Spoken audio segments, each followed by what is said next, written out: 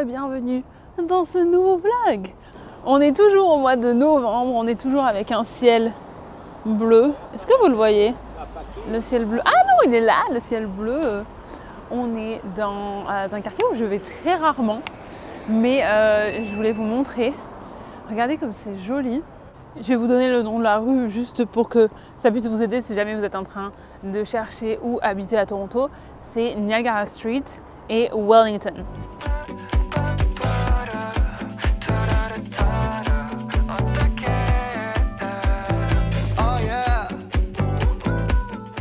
J'ai rendez-vous cet après-midi à Liberty Village, ça fait à peu près 5 km de chez moi.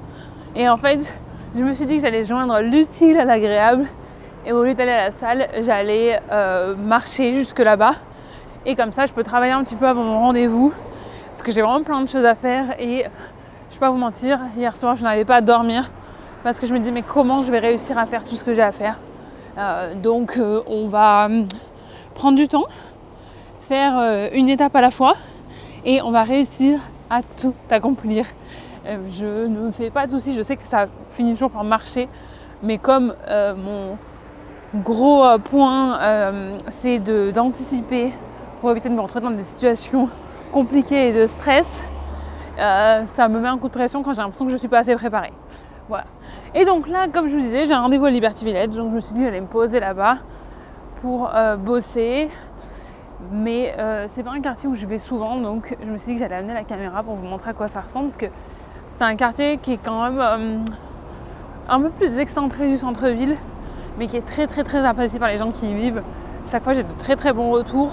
Parce qu'en plus, comme il y a pas mal de restaurants, de cafés, il y a des supermarchés, si vous vivez à Liberty Village, que vous travaillez à Liberty Village ou que vous travaillez à la maison, vous pouvez tout faire autour de chez vous. Et vous n'êtes pas loin du lac. Donc, un quartier peut-être à considérer pour vous.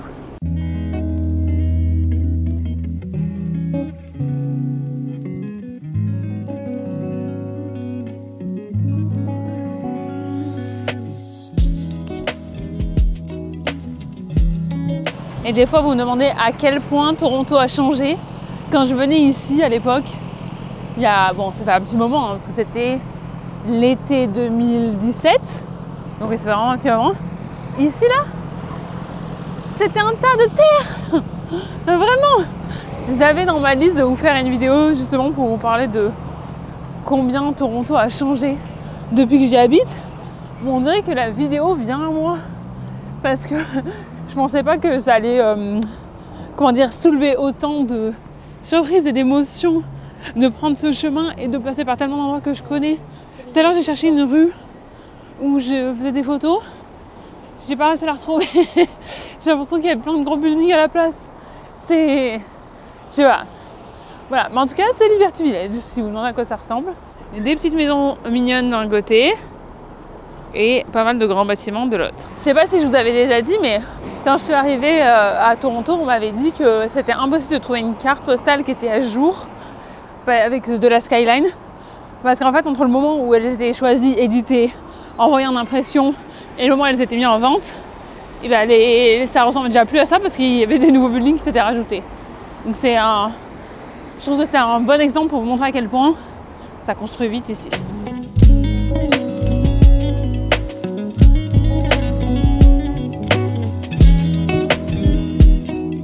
Si je devais donner un seul inconvénient, selon moi, à Liberty Village, c'est que niveau des transports, c'est pas ouf. Parce que il n'y a que des bus qui viennent jusque là. Et après, sinon, oui, il faut aller sur King. Et sur King, vous pouvez avoir le streetcar. Mais vous êtes loin du métro. Voilà. Mais du moment où vous savez ça, et comme je vous disais, si jamais vous travaillez de la maison ou vous travaillez à Liberty Village, c'est pas très compliqué. Même si vous travaillez en centre-ville, c'est-à-dire qu'il faut marcher un petit peu jusqu'à King et prendre le streetcar, c'est pas très compliqué. Ici, je venais faire du yoga à l'extérieur en 2017. C'est pour ça que je venais ici en fait. Allez, on va trouver le Bazak Coffee parce que c'est là-bas que je vais me poser pour bosser.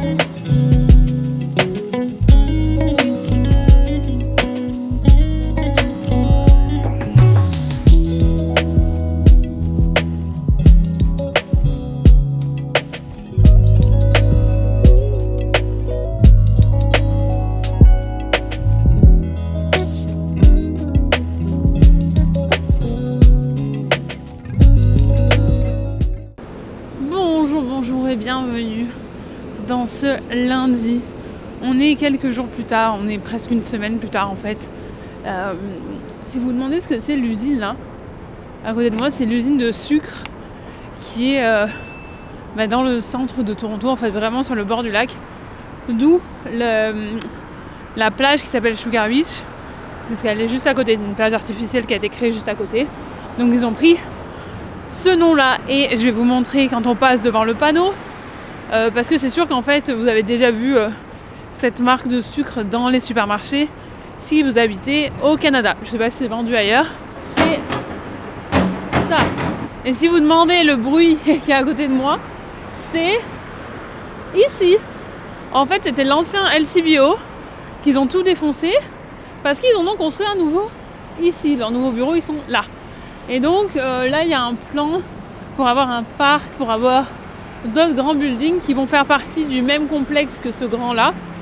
Si vous voulez en savoir plus, je vous conseille de demander à Monsieur Chaton parce qu'il a lu tout ce qu'il y avait à lire sur internet à ce sujet là. C'est comme ça que je sais ça, parce que quand on s'est baladé à côté il y a quelques mois, il m'a fait toute l'explication du plan urbain en détail. Bon moi ça m'intéresse donc ça me dérange pas, mais c'est pour ça que c'est le bazar ici. Et en fait ils gardent une partie du bâtiment, enfin juste la devanture, et ils vont construire autour et par-dessus.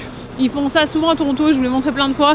C'est pour conserver un petit peu du cachet quand on marche, quand on est dans la rue, et qu'on n'ait pas que des vitres et des grands buildings comme ça. Enfin on sera toujours un grand building, mais la base gardera le... Je sais pas si vous allez voir là. Ce que vous voyez là, là en fait, cette partie-là en fait ils vont pas l'enlever. Donc voilà, je vous tiendrai au courant de la suite des travaux. C'est pas du tout ça que je voulais vous dire. Je voulais, mais c'est marrant parce que j'avais prévu, comme je vous disais, une vidéo sur comment Toronto a changé depuis que je suis là. Je l'ai pas assez préparée pour que je puisse vous la sortir, enfin voilà. Mais je commence à vous mettre des petits indices par-ci par-là dans les vlogs. Mais j'aimerais bien faire une vidéo vraiment dédiée là-dessus, ou en tout cas mieux préparée. Et si j'ai pas pris la caméra ces derniers jours, enfin j'ai plusieurs choses à vous raconter quand même. J'ai été visiter un penthouse dans un hôtel dans Toronto. J'étais invitée pour un événement et c'était vraiment magnifique. Mais surtout c'est le penthouse où Will Smith et sa famille sont restés quand ils ont filmé Suicide Squad ici. C'était en 2015, je me rappelle très bien, puisque c'était à la fin de ma première année de PVT. Et j'étais restée dehors toute la nuit pour voir la voiture de Batman. Faudrait que j'essaie de retrouver ces vidéos parce que c'est sûr que j'ai quelque chose quelque part. Il faut juste que je les retrouve. Si je les retrouve, je vous les mets. Et si je les retrouve pas, je vous les mets pas. Voilà. C'était pas très compliqué. Ils nous ont dit aussi que dans le penthouse, il y avait genre Beyoncé, Rihanna, Matthew Perry, il y avait plein de gens qui étaient restés. Et que ça coûte 10 000 balles la nuit. Donc j'y suis allée la soirée, mais je n'y suis pas restée la nuit. Comme vous pouvez facilement le deviner. Il va falloir en faire des vues sur YouTube avant que je puisse me permettre de passer 10 000 balles comme ça pour une nuit. Mais bon, c'était quand même une très belle occasion de visiter tout ça. Autre chose aussi, c'est que je suis allée jouer au bingo pour la première fois. Le bingo, si vous, je pense que tout le monde connaît, c'est un peu comme le loto. Moi ça m'a fait penser au loto à l'école quand on était petit pour le loto de l'école quoi. Sauf que ici c'est des gros prix, c'est beaucoup plus professionnel, c'est vraiment c'est comme si vous alliez dans un casino. J'ai gagné au dernier jeu. On a joué. Après je peux pas vraiment vous montrer à l'intérieur parce que j'ai rien filmé, à part voilà Monsieur Chaton qui m'a filmé quand j'ai gagné pour respecter la confidentialité et la vie privée des gens qui étaient là-bas. Mais c'était une expérience assez sympa et ça nous a fait passer une très bonne soirée avec sa maman. Donc tout est bien, mais surtout j'allais dire tout est bien qui finit bien, mais oui tout est bien. Tout est bien qui finit très bien puisque j'ai gagné. C'était vraiment fun. Et là on est en chemin. Vous avez vu ce truc de hot dog derrière moi? J'adore, c'est comme dans les films. On est en chemin pour aller voir Jessica qui est ostéopathe, puisque j'étais allée il y a quelques mois, dans quelques semaines je sais plus. Je voulais faire un petit contrôle avec elle. Si vous cherchez les adresses des ostéopathes, de n'importe en fait, là où je vais faire mes lunettes et tout ça, j'ai un article sur le blog qui s'appelle Mon répertoire où vous avez toutes les informations et je vous ai mis, c'est trié par catégorie Je vous remettrai le lien dans la barre de description et mettez-le dans vos favoris, ça vous aide le jour où vous cherchez comme ça des adresses. Parce que ça, c'est que des gens que j'ai visités, donc c'est validé par moi-même. Et l'autre chose que je voulais vous dire, c'est que du coup, là, les derniers jours, j'ai énormément travaillé. Je suis sur un gros projet pour un client sur le mois de novembre. Donc, je passe énormément de temps là-dessus. Donc, je fais pas grand-chose d'intéressant à côté. Mais il y a plein d'événements qui arrivent dans les prochaines semaines. Donc, j'aurai des endroits où vous emmener, des trucs cool à vous montrer. Mais c'est vrai que là, je passe énormément de temps à bosser et à lutter contre la frustration de pas toujours avancer aussi vite que ce que je voudrais et de pas que les choses n'arrivent pas aussi vite que ce que je voudrais des fois. Et ça, j'aimerais bien qu'on en parle parce que je suis sûre que je suis pas la seule, mais je dois m'arrêter à la banque d'abord, donc on se revoit dans un petit moment. Bon, on est de retour à la maison, mon linge qui sèche. J'avais prévu de vous montrer le coffee shop où je me suis arrêtée pour prendre un chocolat. Et en fait, comme vous allez voir, j'ai filmé l'entrée. Mais ensuite, j'ai rencontré quelqu'un que je connaissais et finalement, on s'est assis pendant un petit moment à discuter. Faire le point sur nos business respectifs. C'est quelqu'un avec qui je travaillais dans mon deuxième job ici. Donc, on se connaît depuis très longtemps. Et voilà, c'est toujours agréable. Et c'est là aussi où on voit qu'on est là depuis un petit moment et qu'on est... Attendez, on va changer cette lumière avant que je continue parce que j'ai l'impression qu'elle est hyper... Voilà, là, je suis jaune, c'est pas mieux. Il y avait un truc un peu plus doux, là. C'est pas très doux, ça, hein. Mais j'ai pas envie d'être jaune non plus. Mais j'avais l'impression que l'autre, elle était hyper agressive, quoi. Là, c'était... Je sais pas. Sinon, on va se la jouer. Rose. Rouge. Je peux vous faire toutes les couleurs, hein. Non, on va passer sur quelque chose où vous allez me voir quand même. Ah, mais je sais ce que c'est. C'est qu'en fait, je l'ai mis super fort alors que c'était pas aussi fort avant. Voilà. Que ça fasse un peu plus cocooning, là, c'était un petit peu agressif. Ce que je disais, c'est qu'en fait, c'est aussi à ce moment-là, quand on rencontre des gens dans la rue par hasard, qu'on se rend compte que ça fait un petit moment qu'on est là et qu'on a créé du coup des liens un petit peu de partout et qu'on se sent plus comme un étranger dans une ville aussi grande. C'est quoi cette coupe de cheveux, mon Dieu? C'est vraiment coupe de après l'ostéopathe. Hein. Mais vous savez, ce sentiment qu'on peut avoir au début quand on arrive dans une nouvelle ville, de connaître personne et que tout est immense autour de nous, qu'on n'a pas de repères, tout ça. Et c'est vrai que c'est ce que je me suis dit les premières fois où j'ai reconnu des gens dans la rue, où j'ai retrouvé par hasard des gens que je connaissais dans la rue, je me disais, ça y est, je commence à recréer ce chez moi, enfin ce sentiment de chez moi, parce que je connais des gens en fait que je retrouve au hasard dans la rue. Donc voilà, parce que c'est une ville qui est quand même immense. Donc croiser des gens dans la rue, on a l'impression que ça paraît impossible. Mais en fait, par exemple comme moi qui habite en centre-ville, au final, il y a quand même beaucoup de gens qui passent par le centre-ville. Et donc il y a beaucoup d'occasions de rencontrer des gens qu'on connaît. Mais c'est vrai que c'est spécial quand ça arrive parce que ça donne vraiment cette impression qu'on n'est plus... je sais pas envie de dire tout seul, mais qu'on est... J'arrive pas à le décrire, mais c'est genre, on se dit plus, je suis au milieu d'une grande ville où je connais personne, j'arrive à reconnaître des gens dans la rue, c'est une grosse étape. Franchement, j'arrive pas à mettre des mots sur ce que je veux dire. Je sais pas si c'est Jessica, l'ostéopathe, parce qu'elle m'a touché beaucoup la tête. Hein. Elle a fait plein de trucs là, plein de trucs dans la nuque. Ouf, je me sens bien plus légère. Mais tout ça pour vous dire que c'était pas du tout le sujet que j'avais commencé à aborder avant. Encore une fois, j'ai des trépieds et je m'en sers pas. Mais ma serviette, parce que j'ai ramené des brownies du café.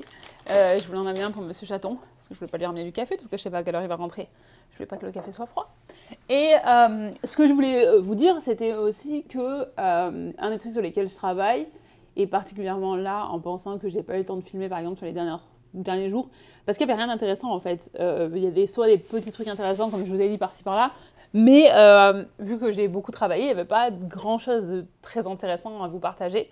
Et en fait, ça revient au fait qu'il faut vraiment que je travaille sur le fait que je ne peux pas tout faire tout de suite, tout le temps. Et c'est un gros point pour moi à accepter que les choses prennent du temps et les choses ne peuvent pas se dérouler toujours comme moi je l'ai décidé. Enfin, il y a beaucoup de choses quand même. Je dois avouer qu'il y a beaucoup de choses qui se déroulent de la manière dont moi je Je l'ai décidé parce qu'aujourd'hui, il y a beaucoup de choses où c'est moi qui ai la main dessus. La création de mon contenu, les événements. Ce que je veux dire, c'est que j'ai passé la partie de mon immigration où les étapes qui doivent arriver sont entre les mains de quelqu'un d'autre, ce quelqu'un d'autre étant le gouvernement. Et je me suis dit du coup que ça pouvait être intéressant de vous parler de ma bataille pour accepter que je ne peux pas tout faire tout le temps toute seule et dans l'immédiat. Quand j'arrive le lundi et que j'ai pas filmé ce que j'avais envie de filmer pour vous, pour le mercredi, parce que j'ai d'autres priorités en fait.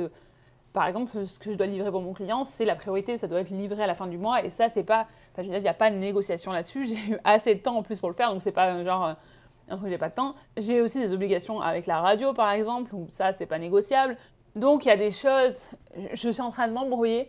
Ce que je voulais vous dire, j'essaie de reprendre le fil. C'est qu'en fait, ce sentiment que j'ai des fois de frustration à me dire que j'aimerais bien que les choses arrivent plus vite, je travaille dessus et je me dis que ça peut être intéressant pour vous parce que parmi vous, je sais qu'il y en a qui attendent d'avoir des visas pour pouvoir déménager ici. Il y en a qui attendent d'avoir des visas pour pouvoir changer de travail parce qu'ils sont coincés, par exemple, en jeune pro, dans une entreprise où ça ne se passe pas forcément très bien, ou en mobilité francophone, par exemple. Donc dans les deux cas, si jamais vous ne connaissez pas, mobilité francophone ou jeune pro, vous êtes attaché à un employeur. Donc, en attendant que vous ayez votre résidence permanente, vous êtes obligé de rester avec cet employeur si vous voulez rester ici. Ou alors, il faut en retrouver un nouveau, mais bon, c'est beaucoup plus compliqué, c'est pas toujours possible. Donc, disons que dans nos parcours d'immigration, notre patience, elle est mise à rude épreuve. Mais c'est vrai que moi, de mon côté, au niveau de l'immigration, j'ai quand même eu un parcours qui a été assez simple. Donc, c'est pas ça qui a testé ma patience. Je dirais que ce qui a testé le plus ma patience, c'est la progression professionnelle, le fait de devoir attendre d'avoir atteint un certain niveau en anglais pour être capable de prétendre à certains jobs parce que le fait de savoir les choses dans ma tête mais de ne pas savoir les exprimer dans une autre langue, c'était une raison valable pour ne pas décrocher le job en fait. Et aussi la patience de me trouver, la patience de savoir ce que je voulais dans la vie, la patience de trouver des solutions pour construire quelque chose qui me faisait vibrer et qui avait aussi du sens pour les autres. Prendre le temps aussi de construire des choses qui avaient du sens et qui apportaient de la valeur pour ma communauté. Ce qui a aussi beaucoup testé ma patience ces dernières années et qui m'a aidé à prendre du recul, au lieu de sauter les deux pieds joints dans quelque chose qui m'a appris à m'asseoir, observer autour de moi, penser à une stratégie et après à sauter au lieu de sauter les deux pieds joints et puis ensuite de trouver un plan. C'est aussi d'être dans une relation mixte. Et mixte à tous les niveaux, comme vous le savez. Donc, on est vraiment sur une relation qui a demandé énormément de patience parce que on n'a pas de base en commun. Et c'est vrai que j'ai découvert aussi tout un pan de la vie que je ne connaissais pas, ou en tout cas, j'en prenais sûrement pas la mesure. Et je dis pas en disant ça que j'ai complètement tout compris, mais d'être dans une relation où vous parlez pas la même langue, donc ça va prendre beaucoup plus de temps à vous exprimer. Alors oui, aujourd'hui je suis complètement bilingue et franchement je parle aussi bien anglais que ce que je parle français, mais ça n'a pas été le cas pendant toute la relation. Et ça demande beaucoup de patience d'apprendre en fait à voir la vie de la façon dont l'autre personne le voit en se basant sur ses propres expériences. On a des expériences qui sont déjà complètement différentes parce qu'on n'a pas grandi dans les mêmes pays, on n'a pas immigré au même âge, on n'a pas... du coup, le parcours d'immigration est complètement différent parce que d'un côté, on a une immigration en famille, donc c'est la famille qui gère cette partie-là. D'un autre côté, il y a une immigration à 26 ans où j'ai complètement géré tout ça toute seule, mais je suis aussi venue dans un cadre où je considère mon immigration comme une immigration de luxe. Donc, il n'y a pas du tout la même relation à son pays d'origine, il n'y a pas la même relation à son pays d'accueil, enfin voilà, c'est complètement différent. Mais il y a aussi le fait que je suis blanche et il est noir, hein, comme vous avez pu le voir à de multiples reprises. Et donc, il y a aussi cet aspect-là de la vie et qu'il faut prendre en considération. Et en fait, je ne sais pas comment vous expliquer ça, en fait, mais ça m'a demandé beaucoup de patience parce qu'il y a beaucoup de choses à apprendre pour être un bon partenaire dans une relation mixte. Et aujourd'hui, en fait, j'ai envie de le dire parce que je me suis sentie seule et sans ressources quand c'est arrivé et que je me rendais pas compte en fait de tout ce que j'allais devoir apprendre. Et quand je dis ce que j'allais devoir apprendre, je ne dis pas devoir dans le sens de péjoratif et obligation, parce que vraiment, je voulais apprendre pour être une meilleure partenaire et pour pouvoir le soutenir au quotidien au maximum. Mais en fait, c'est quelque chose que j'avais pas forcément anticipé et qui a demandé beaucoup de patience parce que vous n'allez pas pouvoir absorber des années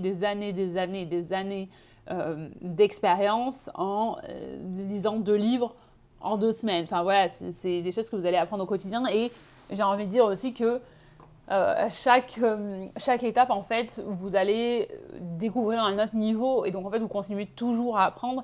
Mais si je le partage aujourd'hui, et peut-être qu'un jour j'en parlerai plus, mais c'est parce que, comme je vous disais, moi je me suis sentie seule et sans ressources et je me dis que si parmi vous il y a quelques personnes qui sont dans cette situation et qui sont au début d'une relation comme ça, si ça peut les aider en fait de se dire que c'est pas les seuls et qu'il y a d'autres personnes qui passent par là et qui se posent aussi ces questions-là.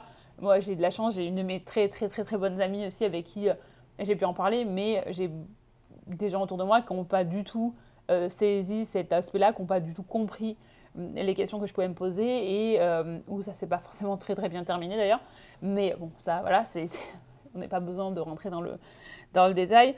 Et donc, ça, c'est aussi un test de patience. Et pour parler de quelque chose d'un petit peu plus joyeux, parce que là, non, en fait, non, parce que c'est quand même joyeux. C'est la plus belle chose que j'ai faite d'être dans une relation avec lui. C'est tellement enrichissant. Et d'ailleurs, j'ai pas le droit de vous le dire encore, mais allez, ça sera au printemps, je pense. C'est possible que vous ayez l'occasion d'en apprendre plus à ce sujet-là. Voilà, je vous dis juste petit teaser. Mais ce que je voulais vous dire aussi, c'est que la patience, je la teste beaucoup avec tous les projets que j'ai envie de mettre en place l'année prochaine.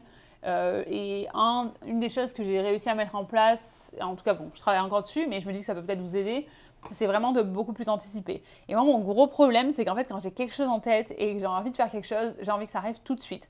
Donc, par exemple, pour les événements, si moi j'ai décidé qu'il fallait que ça se fasse, j'ai l'idée, machin et tout, j'aimerais bien que ça soit exécuté super vite. Et en plus, exécuter, quand je dis ça, c'est moi souvent qui exécute.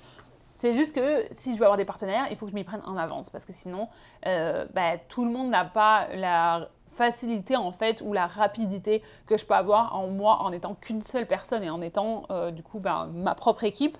Mais dès qu'on veut travailler avec d'autres personnes, il faut laisser aux gens plus de temps. Donc tout ça pour vous dire que ce sur quoi je travaille personnellement. Mais on fera un truc plus en détail pour le bilan 2023 et les objectifs 2024. Je vais essayer de le faire pour J'aimerais bien le poster avant Noël, comme ça que vous ayez le temps, parce que si vous le voyez avant Noël, vous avez le temps entre Noël et le jour de l'an, enfin la première quinzaine de janvier, de vous faire le point sur vos objectifs, si jamais ça vous intéresse. Je voulais dire oui que là, donc je prépare 2024. Je vous avais dit que j'ai rencontré quelqu'un pour le yoga.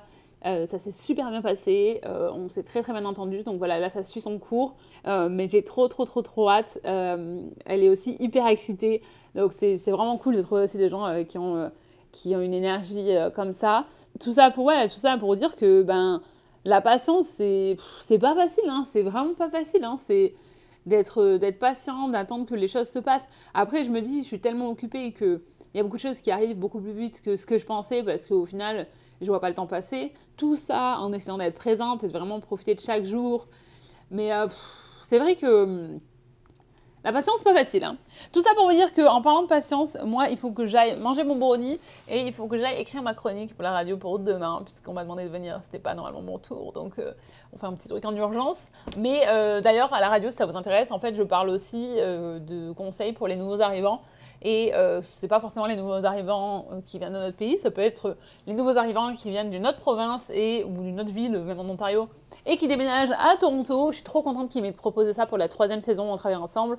En fait, ils m'ont demandé si ça m'intéressait de changer de thème, parce que jusque-là, je parlais de technologie, et le samedi, je parle toujours de tendance sur les réseaux sociaux, donc ça, j'adore aussi. Et en fait, ils m'ont demandé si j'avais envie de parler de conseils pour les gens qui arrivent à Toronto, parce qu'ils m'ont dit autant profiter en fait de toute la connaissance que tu as engrangée au fil des années et que ce soit aligné aussi par rapport à ce que tu fais sur tes réseaux. Et je suis contente d'être reconnue pour ce que je fais et c'est vraiment un bel accomplissement. Je ne sais pas si je vous l'avais déjà dit, mais il y a quelques années, je l'avais mis dans ma liste de choses que j'avais envie de faire, en fait, d'avoir une chronique à la radio. J'avais aucune idée que ça allait vraiment arriver. Je l'avais mis dans ma liste. Et honnêtement, j'étais pas activement en train d'essayer de le faire. J'avais mis, ça serait cool que j'arrive à avoir ça. Et en fait, là, j'ai attaqué ma 3e saison, quoi. Donc, c'est trop bien. C'est trop bien. J'aime trop l'exercice. J'aime trop les filles avec qui je travaille. C'est aussi la leçon à retenir de ça. Et après, je vous laisse tranquille. C'est que même si vous avez l'impression que vous n'êtes pas activement en train de travailler sur ce sujet-là parce que vous n'êtes pas en train, par exemple, de les démarcher tous les jours ou leur faire une proposition, ce que vous faites à côté, comme moi, ce que je fais avec vous, comme les événements que je peux organiser, comme les endroits où je peux aller, par exemple, les événements de networking ou quoi, toutes ces choses-là, en fait, ça contribue aussi au fait qu'on va vous voir, qu'on va se rappeler de vous, qu'on va savoir ce que vous faites et qu'on va penser à vous quand il y a des opportunités comme ça. Parce que ce qui s'est passé, je ne sais pas si je vous l'avais expliqué, parce que des fois, je suis un peu, pas timide, mais un petit peu plus secrète sur les choses quand elles viennent de se passer, parce que j'ai besoin de les digérer un petit peu. Mais bon, là maintenant, ça fait il y a plus de 2 ans. En fait, apparemment, ils cherchaient quelqu'un pour ce type de chronique, pour voilà, changer un petit peu de thème. C'était un thème qui n'était pas abordé, les tendances sur les médias sociaux. Et j'ai dit médias sociaux, c'est comme ça qu'on dit en fait en français au Canada. En France, je sais qu'on dit réseaux sociaux, mais c'est vrai que quand je travaille avec la radio, je fais toujours attention de dire médias sociaux. Comme à chaque fois que je travaille avec en français au Canada, je fais attention d'adapter mon langage. Et qu'est-ce que je disais en fait, oui, ils cherchaient quelqu'un et mon nom a été suggéré dans la salle et j'ai reçu un coup de fil pas longtemps après pour me proposer l'offre. Donc, ce que je veux dire, c'est que continuez, même si vous avez l'impression que ça ne paye pas tout de suite, ça va payer. Ça va payer, mais il faut aussi que les gens voient ce que vous êtes en train de faire. Donc, partagez sur LinkedIn, partagez dans les groupes.